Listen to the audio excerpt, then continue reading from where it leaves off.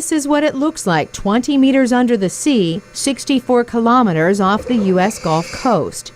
It's the deepest this video could be taken. Oil is so thick below this depth that it blocks out almost all light. Here, oil intersperses with a school of fish. A diver reaches to touch the crude. Something I've never seen in diving in my whole life out here. Fellow diver Scott Porter says the substance feels like a mixture of clay and wax.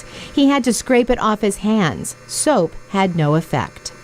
I don't know of anything that would be able to live through that. Yet on Wednesday, BP continued to deny any large amount of oil under the surface.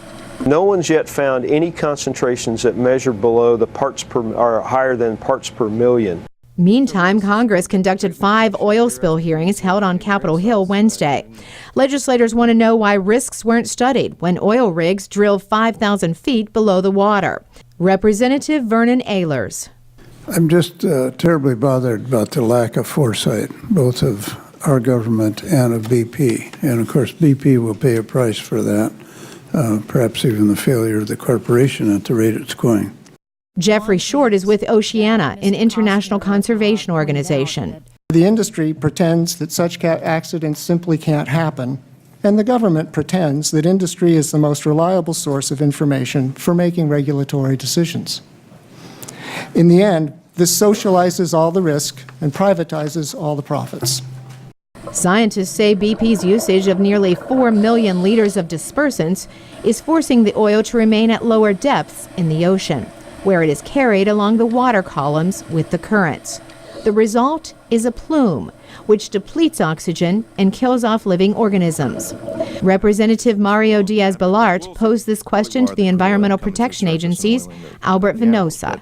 We do not know, what the long-term effects are of this thing floating around in the water column. Could it be worse than if it would have been allowed to just float?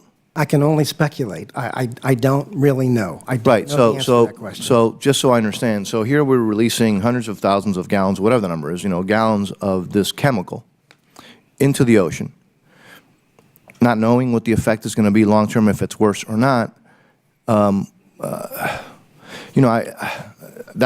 to me is inconceivable. However, if no dispersants were used, all the oil would be surfacing, visible on the beach, visible on the animals.